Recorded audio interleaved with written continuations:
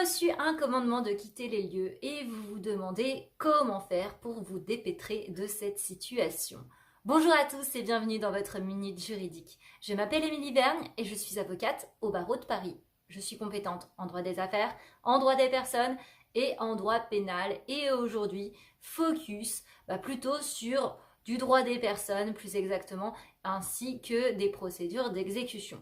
Et on va voir plus particulièrement le commandement de payer. Qu'est-ce que vous pouvez faire quand vous en recevez un? Quand vous en recevez un, déjà ça veut dire qu'il y a un huissier qui est venu frapper à votre porte et qui est venu vous donner ce fameux document. Et là c'est la panique, vous vous demandez ce que vous pouvez bien faire.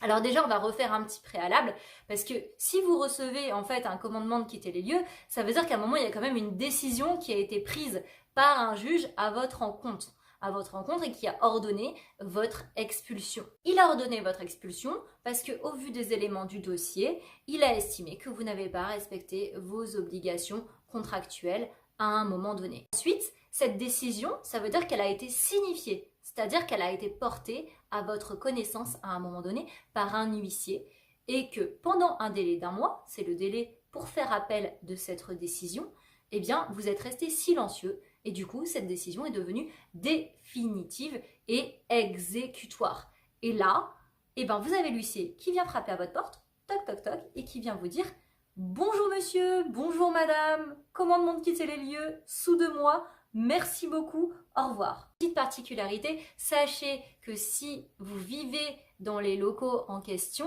les locaux litigieux, eh bien ce commandement de quitter les lieux a aussi été remis à la préfecture et que si vous ne quittez pas les lieux, eh bien il risque d'y avoir le concours de la force publique, c'est-à-dire de la police, pour vous aider à vous montrer la sortie. Je vous vois déjà me dire, mais maître, vous êtes bien gentil, mais maintenant je fais comment? Parce que là je suis dans la panade. Alors sachez que vous avez 3 positions, 3 possibilités.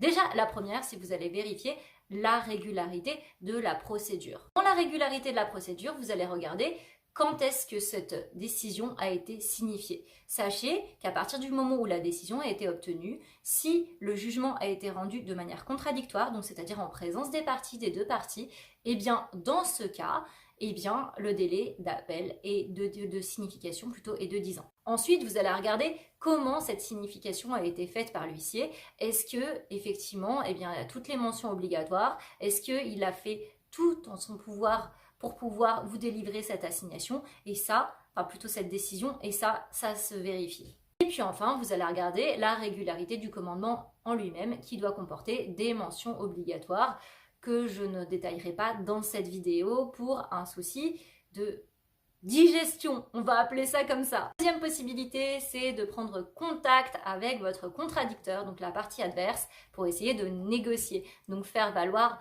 tout simplement votre situation avec des justificatifs à l'appui. Vous allez me dire, mais pourquoi est-ce qu'il voudrait négocier? Eh bien pourquoi? Parce qu'en 3e option, vous avez toujours la possibilité de saisir le juge de l'exécution et de lui demander des délais pouvant aller jusqu'à 2 ans. Et ce juge de l'exécution, qu'est-ce qu'il va faire? Il va regarder toute votre situation, il va regarder si votre demande est justifiée. Et forcément, ça, on va le faire valoir dans la phase préalable de négociation en disant, regardez, ça c'est ce qu'on va donner au juge de l'exécution, c'est ce qu'on va demander, ça va faire des frais supplémentaires, ça va prendre du temps supplémentaire. Est-ce que vous voulez vraiment jouer à ça? Est-ce qu'on va vraiment devant le juge ou est-ce qu'on va être raisonnable et qu'on va trouver une solution ensemble? Voilà, donc 3 possibilités, la régularité de la procédure, 2e point la négociation et 3e point, on va aller voir le juge de l'exécution pour trouver une solution. Comme quoi, vous n'êtes pas démunis. Et puis, si vous avez des questions, eh bien, je vous invite à prendre contact avec un avocat, celui de votre choix, qui sera compétent dans le domaine et qui sera capable de susciter votre confiance et votre intérêt, tout simplement. J'espère que cette vidéo vous aura été utile.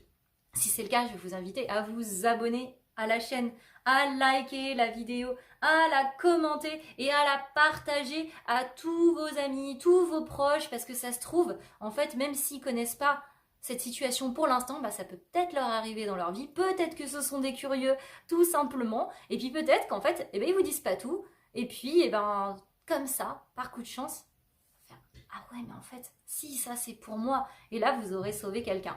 Voilà. En tout cas, je vous remercie pour votre écoute. Je vous dis à très bientôt. Au revoir.